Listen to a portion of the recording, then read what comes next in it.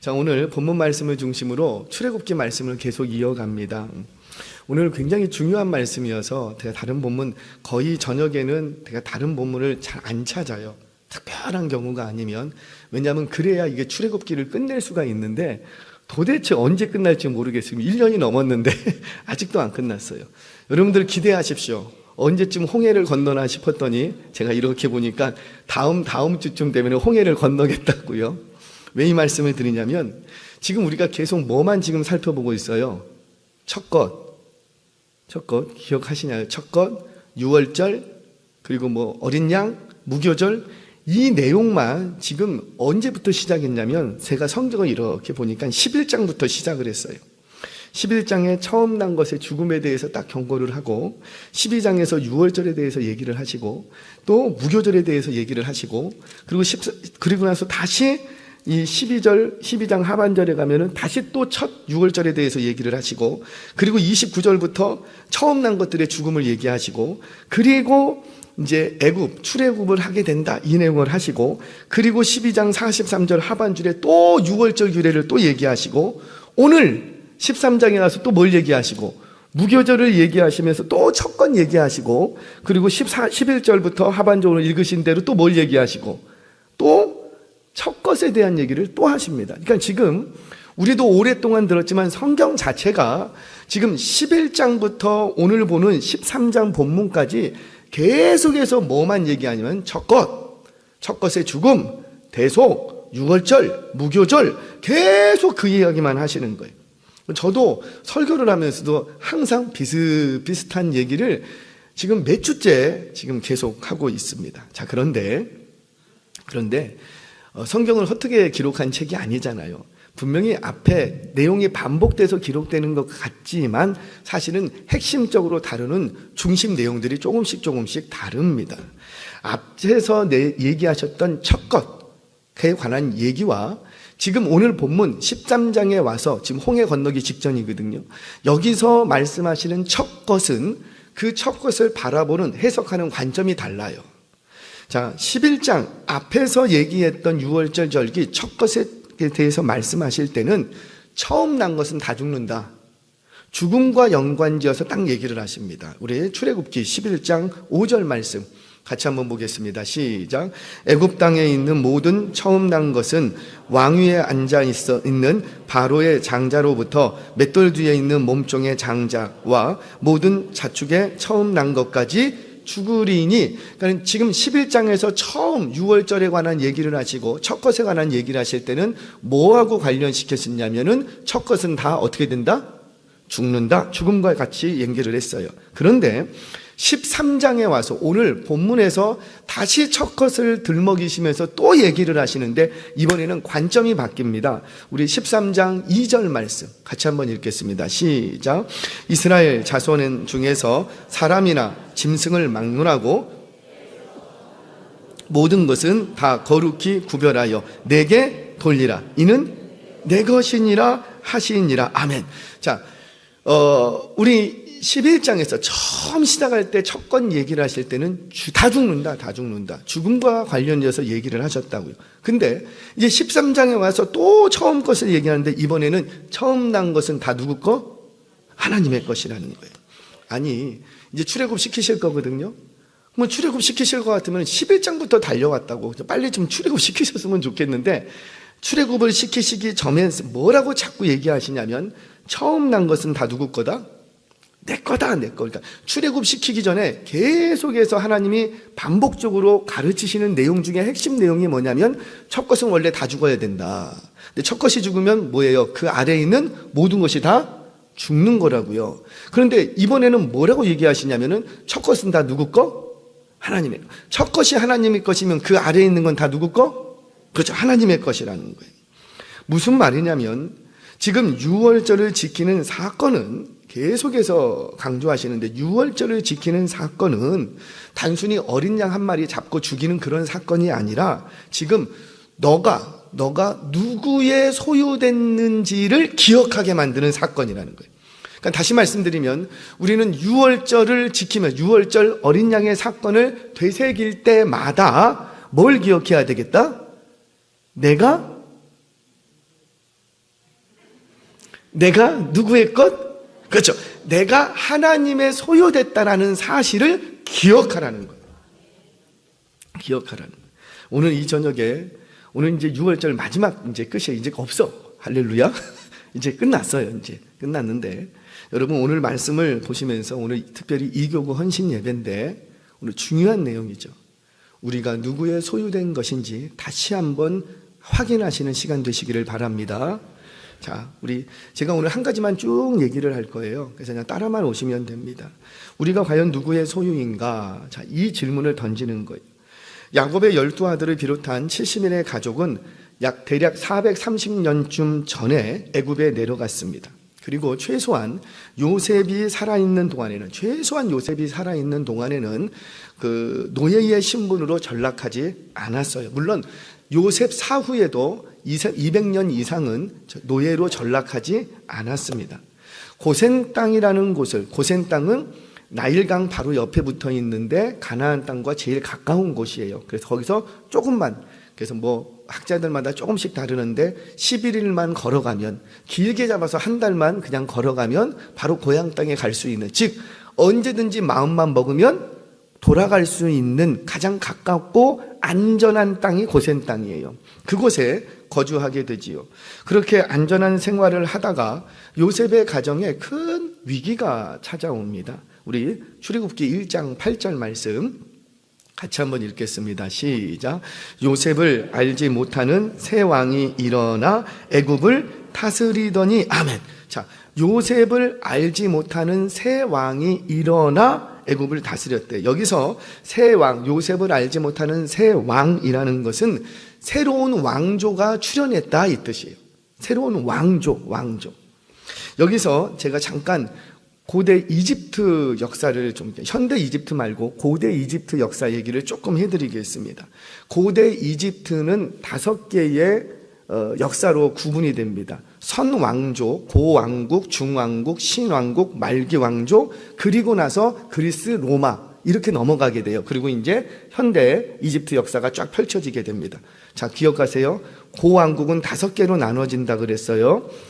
선왕국, 가장 최초 선왕국, 그 다음에 고왕국, 옛날 왕국, 그리고 중왕국, 신왕국, 그리고 말기왕조, 이렇게 5개로 나눠져요. 그 다음에 그리스, 로마, 이렇게 넘어갑니다. 자, 이스라엘의 그 출애굽, 또는 이스라엘이 그 야곱이 애굽 땅으로 이주했던 그 이스라엘의 역사와 관련돼서 중요한 기간은 이집트의 고대 이집트의 역사 중에서 요셉이 팔려간 시점부터 깊은 연관이 있게 되지요. 제가 사진을 한 장 준비했습니다. 한번 띄워주시겠어요? 이거 만드느라고 솔창캐 시간 들어갔어요. 자, 이거 혹시 지금 잘 보이시나요? 최대한 잘 보이게 하려고 노력을 많이 했는데, 자, 제가 이것은 야곱의 연대기예요. 근데 야곱의 연대기는 아브라함과 이삭과 그 다음에 요셉 이야기가 다 얽혀 있습니다. 그래서 요거 하나만 여러분들이 기억하고 계시면 아마 성경 보시는데 훨씬 더 나을 거예요. 제가 좀 설명을 해드릴게요. 역사가 흘러가는데 야곱이 출생한 때가 BC 2006년경입니다. 2006년. 이스라엘 민족이 출애굽하는 시기는 BC 1446년경이에요. 그러니까 대략 600년이 좀 못 되겠죠. 요 기간이 있어요. 자, 2006년에 야곱이 출생을 합니다. 야곱이. 그리고 아브라함이 야곱 15살에 죽게 돼요. 그리고는 야곱이 형 에서의 장자권을 훔쳐서 이제 삼촌네 집으로 도망을 갑니다. 그때 나이가 몇 살? 여러분들은 10대라고 생각하시는 분들이 많이 계신 것 같아서 제가 강조해서 말씀을 드리는 거예요. 77세, 적지 않은 나이예요. 이제 물론 147세에 죽기는 하지만 인생의 절반 대쯤 정도의 시간에 딱 넘어간 거예요. 그렇게 도피 생활이 시작이 됩니다. 그리고는 그로부터 7년 후에 결혼을 하게 되지요. 그래서 84세쯤 결혼을 하게 됩니다. 그리고 결혼한 후에 이제 91세가 되었을 때 야곱 나이, 와, 91세에 요셉을 낳았어. 대단해요. 91세에 요셉을 낳고 77세에 갔으니까는 20년 살고 왔으니까 몇 살? 97세에 귀향을 하게 됩니다. 귀향을 하고 나서 약 11년쯤 후에 요셉이 팔려갑니다. 왜냐하면 요셉이 팔려갔던 나이가 17살 어간이었기 때문에 그때 팔려가게 돼요. 그리고 나서 야곱의 나이 120살에 아버지 이삭이 죽게 됩니다. 그리고 그때 팔려간 요셉은 어떻게 되느냐? 아버지 이삭이 죽은 다음 해에 애굽의 총리로 딱 올라가게 되는 거예요. 그렇게 하다가 대략 한 8, 9년 후에 이 야곱의 가족이 이제 어디로? 그렇죠. 이제 애굽으로 이주하게 되는 거예요. 이때 나이가 야곱 나이 130세. 그로부터 17년 후 147세의 야곱이 죽게 됩니다. 자, 그러면 이집트 역사와 관련돼서 중요한 이 역사 기간이 있는데 언제냐면 이집트 12왕조로부터 시작이 됩니다. 이집트 12왕조가 BC 1991년에 시작해. 이거는 세계사예요. 세계 연대사. 근데 그때 누가 죽었다? 아브라함이 죽은 해예요. 그러니까 아브라함이 죽은 해에 이집트 12왕조라는 왕조가 시작이 돼요. 이렇게 중왕국이 시작이 됩니다. 중왕국이. 그러면 이집트 중왕국은 12왕조, 13왕조, 14왕조까지 이어지고요. 그 다음에 14왕조를 몰락시킨 세력이 있는데 이 세력은 외국에서 들어왔어요. 힉속스 왕조라는 아시아 계열입니다. 아시아 계열의 민족이 이 애굽을 쳐들어와서 애굽의 남부 지역이라고 하면 어디냐면은 우리는 제가 지도를 못 갖고 왔네. 그 지도를 보면은 나일강이 이렇게 해서 위쪽으로 돼 있어요. 그래서 위쪽이 남쪽이에요. 우리는 대개 위쪽이 북쪽이라고 생각하는데 지도상으로 보면 이집트의 지도는 위쪽이 남쪽입니다. 그래서 그 강은 어디서 어디로 흘러요? 높은 곳에서 낮은 곳. 근데 위쪽이 남쪽이에요. 그러다 보니까 물이 아래에서 위로 흐르는 지형으로 되어 있어요. 이 말은 곧 뭐냐면 실제 지형을 보면 아래쪽이 더 높은 거예요. 산악 지역이에요. 그래서 물이 높은 곳에서 낮은 곳으로 흐르기 때문에 이 나일강 삼각주가 지중해 쪽으로 이렇게 펼쳐져 있거든요. 그러니까 위쪽이 남쪽이 됩니다. 이 힉속스 왕조가 남쪽을 딱 차지해서 정복하게 되는 거예요. 그러다가 여기를 상 이집트라고 하는데 그러다가 이제 그 아흐모스 1세가 이제 다시 이제 힉속스 왕조를 몰아내고 다시 이제 왕조를 세우게 되는 거예요. 자, 사진을 그대로 띄워놔 놓으시고 한 번 더 띄워놔 주세요. 제가 조금 보충 설명을 해 드리겠습니다. 자, 지금 처음 야곱의 가족이 고센 땅에 이주할 때는 본래 12왕조, 13왕조 이렇게 지나가면서 본래 애굽의 원주민, 본래 애굽인들이 다스리고 있었던 시기였어요. 본래 애굽인들은 함족 계열입니다. 함족 계열이라면 뭐라고 생각하시면 되냐면 아프리카 계열 이렇게 생각하시면 돼요. 셈족이라고 하면은 아시아 계열, 야벳 쪽은 유럽 계열, 뭐 이렇게 여러분들이 생각을 하시면 좋습니다. 자, 12왕조가 진행되고 있을 때 야곱의 일가가 요셉이 팔려가게 되고요. 그러면서 이제 2차 저차해서 야곱의 가족이 고센 땅에 내려오게 됩니다. 이때는 이 애굽 원주민들은 함족, 그러니까 아프리카 계열, 근데 요셉은 셈족, 아시아 계열, 서로 피부색이, 이걸 기억하시면 쉬워요. 피부색이 달라, 피부색이. 하지만 서로 혈통은 다르지만 요셉의 공로가 워낙 컸기 때문에 국가적인 귀빈으로서 대우를 받게 됩니다. 그렇게 대략 한 300년 정도를 살아간 거예요. 그러다가 아시아 계열의 셈족이 전차 부대를 이끌고 이제 침공을 하게 됩니다. 그러면서 상 이집트라고 하는데 지금의 카이로 남쪽은 어디라 그랬어요? 위쪽. 그래서 위쪽 이집트, 그래서 상 이집트라고 부르는 거예요. 그 위쪽 이집트, 나일강 주변인데 이곳을 정복하게 돼요. 이렇게 해서 힉속스 왕조가 애굽을 다스리게 됩니다. 자, 이렇게 되면서 원주민이 되는 애굽 민족을 박해하기 시작해요. 박해하기. 이때까지만 해도 요셉 일가는 안전했을 거예요. 왜?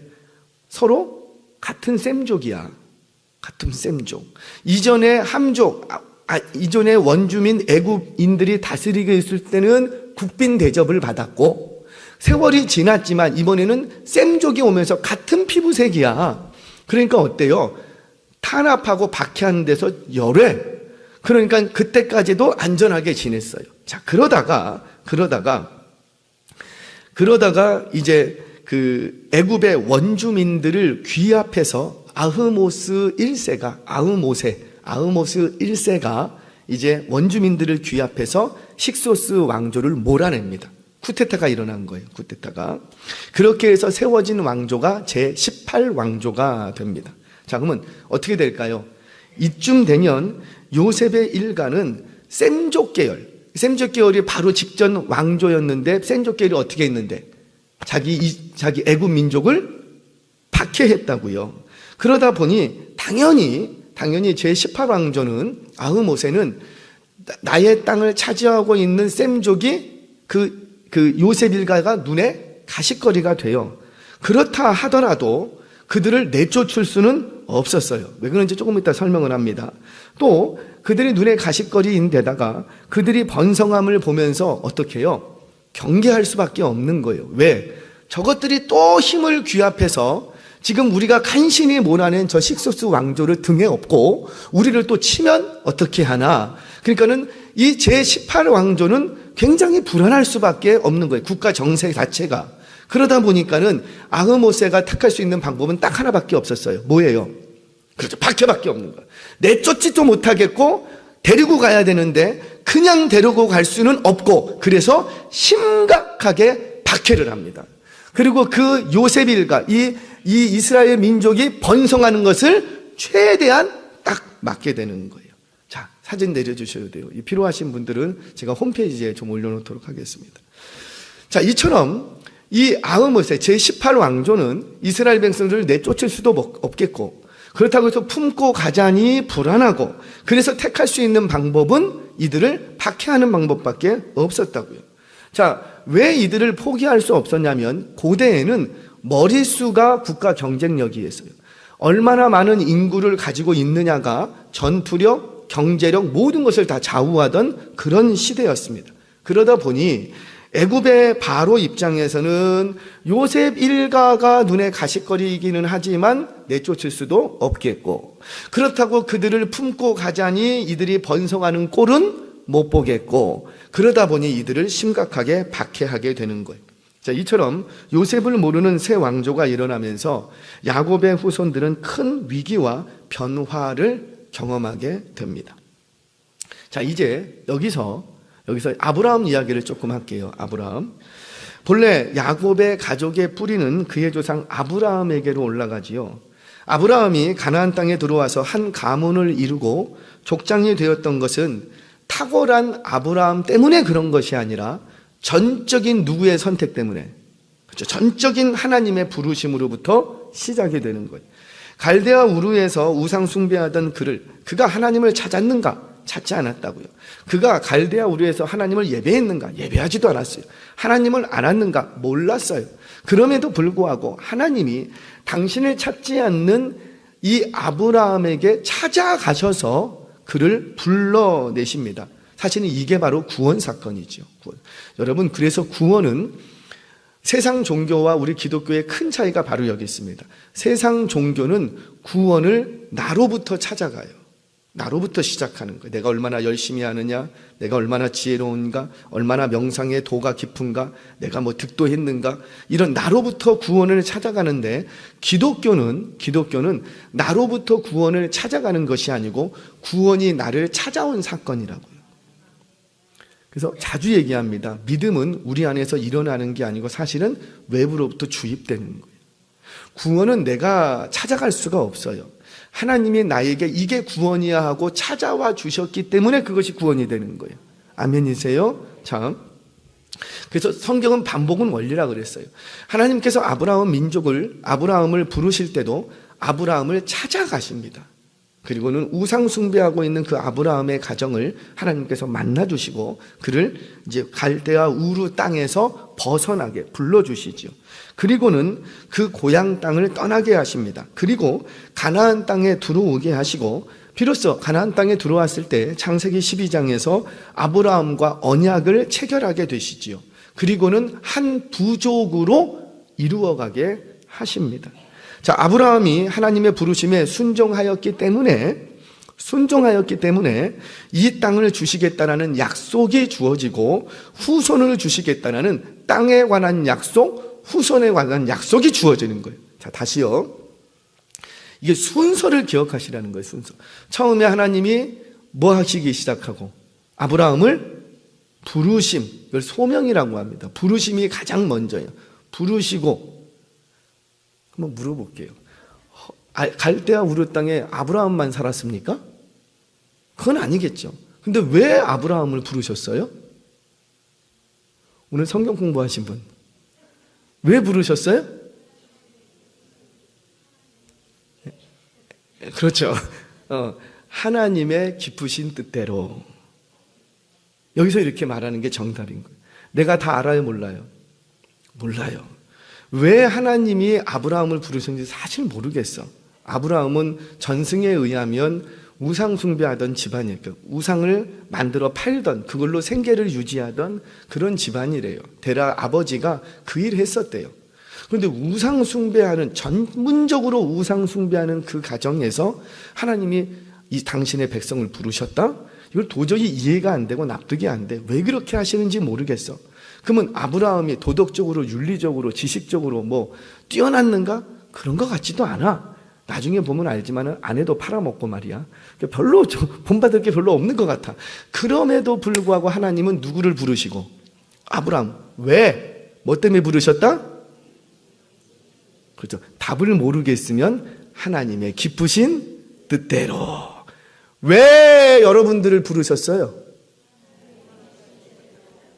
이뻐서 아니라는 거. 그냥 하나님의 기쁘신 뜻대로 부르셨다는 거. 그게 정답이죠. 그게.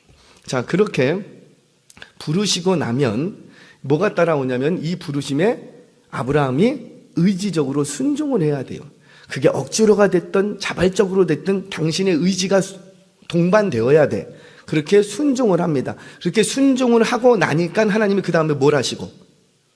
약속을 하시는 거예요. 너 나의 부름에 순종했네. 야, 내가 너의 순종함을 보고 이제 너와 계약 하나를 맺을게. 내가 약속 하나 해줄게. 이 땅을 누구에게 주고? 아브라함 너에게 주고 너에게서 반드시 후손을 하늘의 별과 바닷가의 모래알 것처럼 많게 해주겠다. 할렐루야. 자, 그래서 질문 하나 할게요. 하늘의 별이 많아요? 바닷가에 모래알이 많아요? 그냥 아무거나 얘기해. 어차피 못 세. 아무거나 얘기해. 현대 과학자들은 여기에 대해서 답을 갖고 있죠. 지구에 있는 바닷가에 모래알이 많은가? 우주에 있는 별이 많은가? 어떤 게 많대요? 별이 많대요. 놀래야 돼. 별이 많대요. 바닷가에 모래알 그거 많은 것 같은데 그거는 한계가 있잖아요. 한정되어 있는데 이 우주는 지금도 우주 팽창 이론 아시죠? 계속 팽창돼 가면서 지금도 우주의 별들은 계속 늘어나고 있다고 합니다. 그래서 과학자들이 말하는 정설은 바닷가의 모래알보다 뭐가 많다? 하늘에 별이 많다. 할렐루야. 우리 하나님의 세계는 이런 세계예요. 놀랍지 않아요? 하나님의 세계는 이런 세계라니까. 자, 여하튼 간에 그렇게 많은 후손을 내가 너에게 주겠다 약속을 해 주십니다. 자, 그런데 이 아브라함이 이렇게 약속을 체결하게 되는 순간 이제부터 아브라함의 소유권은 누구에게로 넘어갈까요? 그죠, 하나님께. 이제 자기의 인생이 자기 게 아니야. 누구에게로 넘어간 거예요?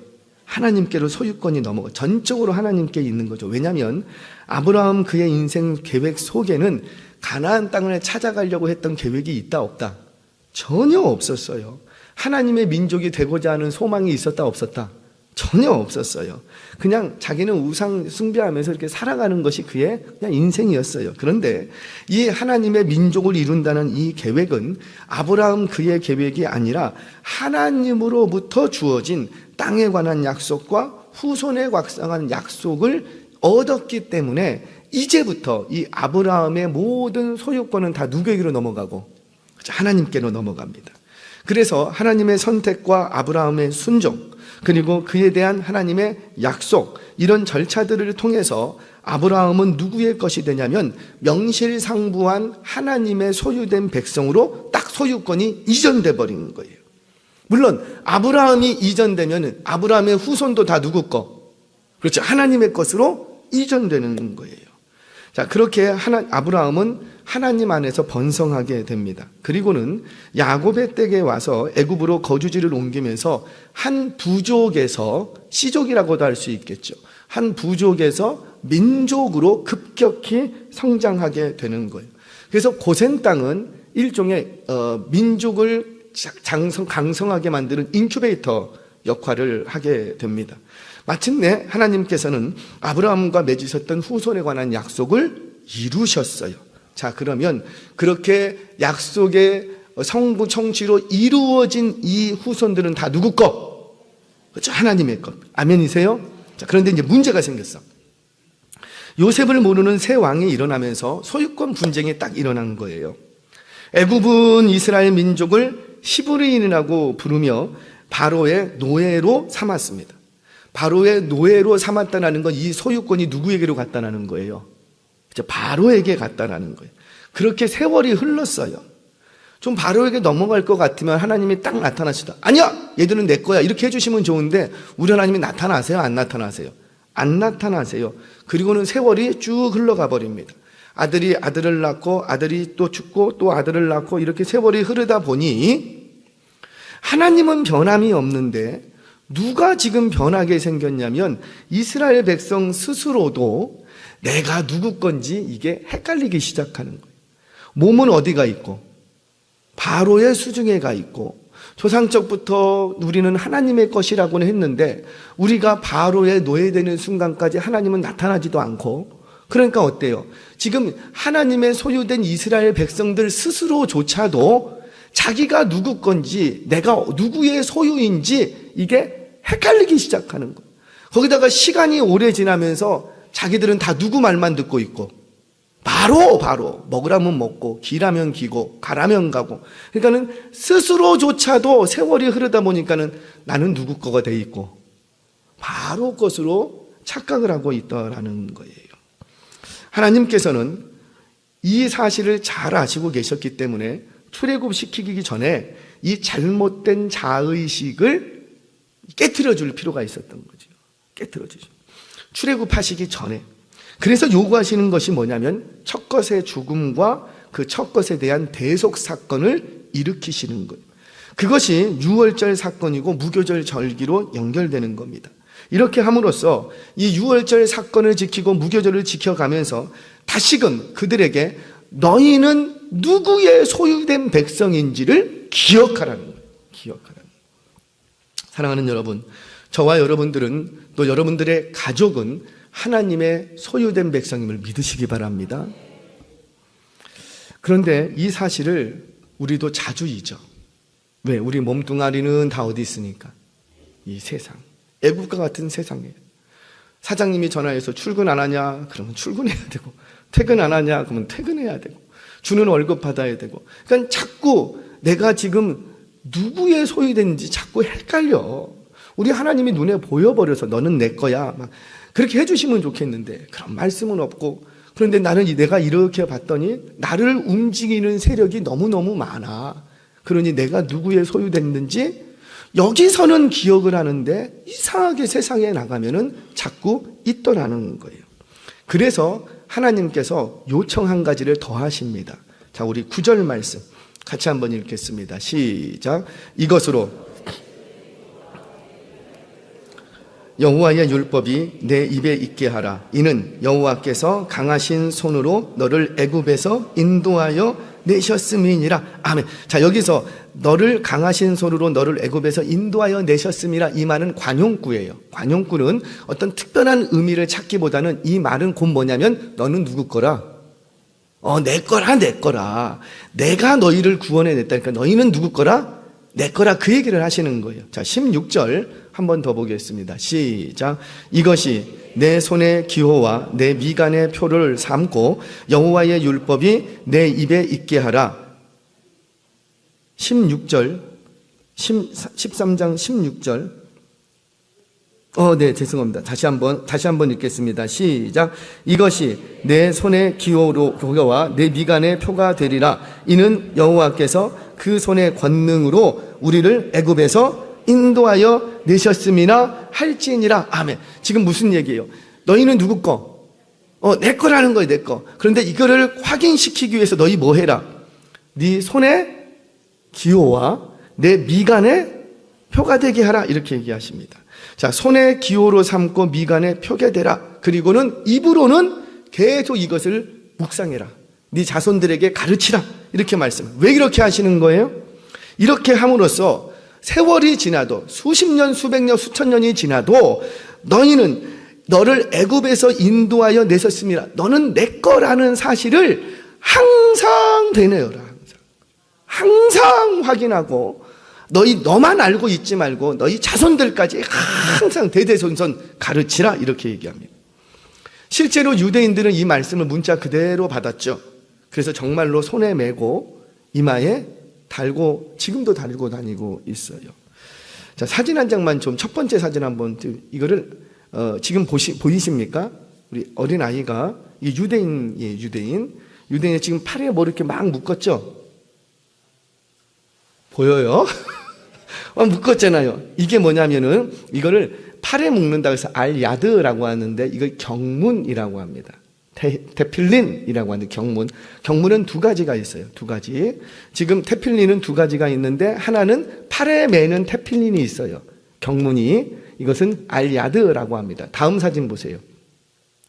이거는 알로시, 이거 머리에 이마에 똑같은 상자예요. 그런데 하나는 뭐에 매고 팔에 이렇게 매고 여기에다가 저 상자가 딱 있어요. 그 상자 속에는 성경 구절 4구절이 담겨져 있습니다. 그리고 이 머리에도 똑같은 것이, 이걸 테필릿이에요. 테필릿은 머리에다 닿는데 이렇게 묶어서 이걸 알로시라고 합니다. 이 두 가지를 유대인들은 지금도 손에 메고 미간, 이마에 딱 이렇게 새겨놓고 있습니다. 자, 내려주셔도 돼요. 이 상자 속에는 4개의 큰 성경 구절이 4개가 다 담겨 있어요. 제가 봤더니 조그마한 것도 있어요. 그냥 아주 글씨를 조그맣게 써갖고 똘똘똘똘똘 말아서 4개로 나눠서 거기다 4개 다 담아놨어요. 이렇게. 그 성경 구절이 뭐냐면, 하나는 오늘 우리가 읽고 있는 출애굽기 13장 1절에서 10절 말씀이 하나는 담겨져 있고, 4개로 나눠서 또 한 구탱이에는 11절에서 16절까지 오늘 우리가 다 읽었죠. 이 부분이 담겨져 있고, 그리고 그 테필린 안에 또 하나에는 신명기 6장에서 4절에서 9절 말씀, 신명기 6장에서 4절 9절 말씀은 내가 마음을 다하고 뜻을 다하고 힘을 다하여 여호와를 사랑하라, 사랑하라는 구절이 담겨져 있고, 그리고 또 한 구덩이에는 신명기 11장에서 11장 13절에서 21절까지 있는데, 이 말씀은 뭐냐면 그냥 이거예요. 사랑하면 내가 축복하겠다. 그 내용이 딱 담겨져 있어요. 이게 4개의 두루마리 형태로, 조그마한 두루마리 형태로 이 테필린 경민 안에 딱 있습니다. 그래서 항상 뚜껑 열어서 그거를 끄집어서 읽고, 그리고 또 어떻게 하고 다시 담아놓고 뚜껑 딱 닫고, 이게 뭐예요? 손목에 매는 거예요. 이마박에도 있어요. 그래서 이걸 뚜껑을 딱 열어서 빼갖고 읽고, 그리고 다 읽고는 또 어디를 가도, 여행을 가도, 밥을 먹다가도, 화장실에 앉아 있다가도 시계를 보는 게 아니고 또 테필린 또 뚜껑 딱 닫고 그거 빼서 읽고, 일평생을 대대손손 이거 해라. 왜? 이거 하는 이유가 뭔데? 복 받기 위해서 그렇게 하는 거예요? 그거 많이 하면은 출세한대요? 그거 많이 하면 성공한대요? 그거 많이 하면은 30평 아파트 준대요? 할렐루야. 아니에요. 이렇게 하는 이유가 뭐라? 너는 세상을 살아가야 되는데 세상 속에 살고 있는 너가 누구의 소유된 것인지를 기억하라는 거예요. 저와 여러분들이 신앙생활을 잘해야 되는 이유가 어디 있을까요? 여기 있는 거 아니에요? 왜 이렇게 하나님께서 너는 내 백성인 것을 잊지 말라 자꾸 말씀하시는가? 너가 들어갈 땅이 있어요. 그 들어갈 땅이 약속의 땅, 젖과 꿀이 흐르는 땅이라고요. 가나안 땅. 우리가 그렇게 들어가고 싶은 땅. 예를 들어 볼게요. 우리 고3들 열심히 막 공부했어요. 그리고 정말 들어가고 싶은 땅이 있어. S대. 할렐루야. S대가 서울대만 있는 거 아니에요? 수산대도 있어요. S대에 들어가는 게 Y대에 들어가는 게 우리의 가나안이야. 그래서 막 기도도 하고 열심히 공부도 하고. 그래서 정말 S대에 들어갔어. 들어갔더니 가나안 땅에 들어갔어. 그때부터 이제 뭐 하기 시작해요, 학생들이? 미팅하기 시작하고 소개팅하고 과대 모이고 막 난리도 아니야. 왜? 지금 나는 어디에 들어갔으니까. 그렇게 원하던 가나안 땅에 들어갔거든. 근데 하나님이 말씀하시기를 가나안 땅에 들어갔을 때 이거 지켜라. 계속해서. 왜? 그 젖과 꿀이 흐르는 그 땅, 그렇게 들어가고 싶었던 그 땅, 하나님의 약속에 있는 축복의 땅, 그 땅에 들어가서 너희들이 반드시 그 땅에 취하지 말고 너희가 누구의 것인지를 기억하라는 거예요. 주여, 내 평생에 30평 아파트는 꼭 있어야 되겠습니다. 주여. 우리가 얼마나 기도해요. 이거 웃을 일이 아니죠. 여러분들은 기도 안 하세요? 미안해요. 주여 18평만 주시옵소서. 기도해. 그렇게 해서 정말 하나님이 주셨어. 할렐루야. 그랬더니 그때부터 어떻게 해요? 누가 이거 안 뺏어가나? 내가 어렵게 마련한 30평 아파트, 내가 어렵게 힘들게 만들어낸 30평 아파트, 이거 하나님이 주신 축복인 건 알겠는데 이거 누가 뺏어가면 어떡하지? 자식들이 와서 막 달라고 하지는 않을까? 여기서 누가 뺏어가면 어떡하지? 온통 마음에 다 어디 있는 거예요? 거기에 딱 묶여버리는 거예요. 하나님이 원하시는 약속의 땅, 젖과 꿀이 흐르는 땅에 들어갔는데 그 땅에 들어가서 하나님, 저 좋은 차 한 대만 있었으면 좋겠습니다. 기도했어. 그때 하나님이 정말 좋은 차를 주셨어. 그랬더니 그때부터 뭐 하기 시작하는 거예요? 그 차를 닦고 쓸고 그 차를 누가 기스 내지 않나 막 그냥 죄송합니다. 기스가 아니죠. 흠집 내지는 않나 그냥 이렇게 보고 저렇게 보고. 그거 누가 주셨는데? 믿으십니까? 그러면 어떻게 해야 돼요? 내가 너 원하는 거 줬다. 젖과 꿀이 흐르는 땅에 들어갔다. 근데 그때부터 뭘 신경 써라? 그거 준 거, 그 땅에서 땅을 뺏기지는 않을까? 그 자동차 흠집 나지는 않을까? 이 아파트 누가 뺏어가지는 않을까? 그런데 정신 팔지 말고 너가 누구의 것인지를 기억하라는 거야. 그거 없을 때는 나는 하나님의 것인 거를 항상 기억했어. 항상 반지하 색감방에 살 때는, 월세집에 살 때는 항상 나는 하나님의 것, 주여 나는 하나님의 것. 그런데 그렇게 원하던 40평 펜트하우스 딱 줬더니 그때부터 이거는 내 거, 이거는 내 거.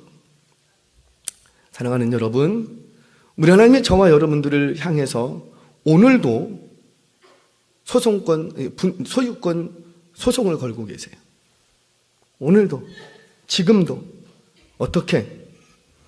세상의 권력 앞에 놔라. 그거 네 거 아니다. 누구 거다? 하나님의. 세상 물질 앞에, 돈 앞에 우리 하나님이 오늘도 소송을 거셨어요.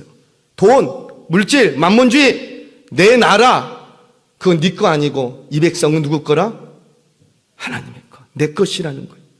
근데 우리는 다 만몬주의에 마음이 다 뺏겨버리고 돈이 가는 곳으로만 내 마음이 막 휩쓸려 다니고, 그러면 벌써 나는 누구의 소유가 돼버린 거예요? 하나님의 소유가 아니라 만모니즘에 푹 빠져 있는 돈의 소유가 돼버린 거예요. 명예의 소유가 돼버려 있고, 좋은 데 취직하지 않았나? 그 좋은 일자리에 이미 나는 뺏겨버려버렸어. 내 자식인데. 하나님께서 오늘도 그 세상을 향해서 소송권 분쟁을 하고 계십니다. 그 백성은 네 거 아니라 누구 거라? 내 거라. 말씀을 정리하겠습니다. 시편 100편 3절 말씀 우리 같이 한번 읽어볼까요? 자, 시작. 여호와는 우리 하나님이신 줄 너희는 알지어다. 그는 우리를 지으신 이요 우리는 그의 것이니 그의 백성이요 그의 기르시는 양이로다. 그래요. 우리는 누구 거라? 하나님의 것. 내가 비록 건강이 좋지 않아도, 건강이 좋을 때는 하나님의 것, 건강이 나빠지니까 우리 하나님이 버리셨는가?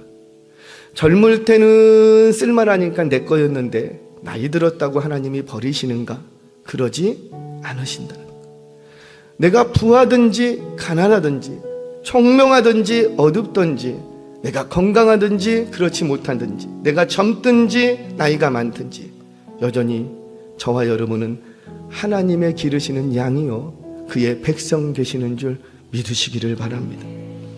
하나님은 오늘도 천국 소유권 분쟁을 오늘도 하세요. 왜? 우리가 자꾸 누구의 소유 되려고 그래?